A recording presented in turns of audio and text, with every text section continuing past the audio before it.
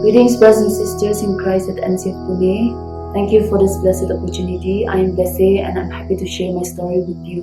Well, if I'm to think back, I remember I was a very sickly child, and as a result, failure is something that I knew firsthand. I remember my family, especially my parents, would worry so much and fear if the worst would happen. Medical course, treatment after treatment could not bring cure to my sickness.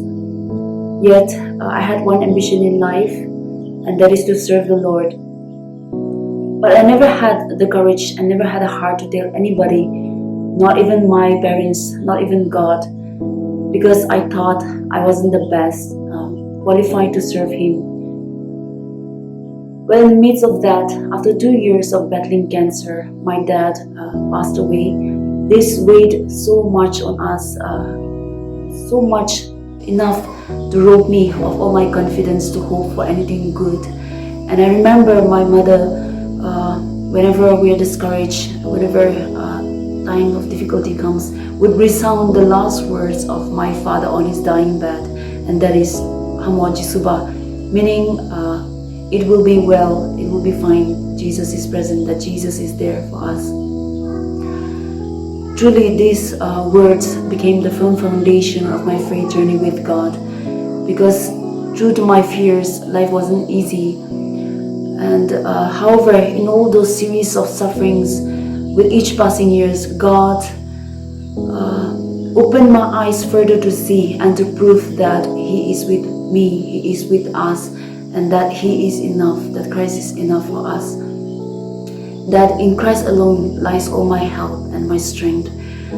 Yes, I lost many wasted years thinking that I'm not good enough, that I'm not healthy enough, that I'm not bright enough, that I don't have enough resources, that I'm not enough in so many things.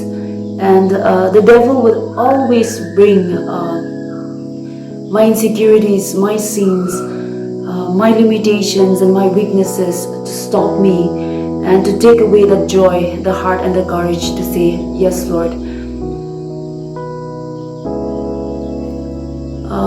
In all this thinking that I have to be good enough to be accepted, to be ready and to offer myself to God, actually I was relying on my own strength and my own capabilities, but I was wrong. The truth I learned is that if I have Christ first, then that is sufficient to turn my impossibilities to possibilities. So my real experience with God began when I came to the end of me. There in my helpless cry to God for help, I began to experience God firsthand, personally and with my family. This is one defining experience where I kindle afresh with God. And to cut it short, yes, God healed all my sicknesses, my illnesses, and He turned my failures into success stories. Of course, not in the absence of pain, suffering, and struggles, yet God worked miracles to tell me and to show me that He is my God, that He is my deliverer, that He is my help, and that He is with me and with us, and that He is enough. If I look down the line, I can say with conviction and with confidence that God is faithful, that He is always faithful. But what about me? I find how rebellious and treacherous is my heart that I tend to forget His faithfulness and sway from Him and easily become distant, callous, and complacent.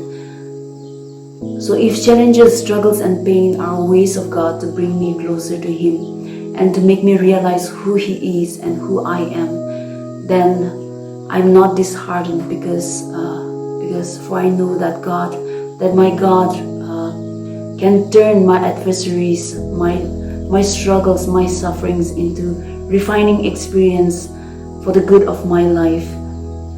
Well, with that, I thank God for this reflective time. It made me think how much more do I need Him. So praise be to His name, and may God bless you all.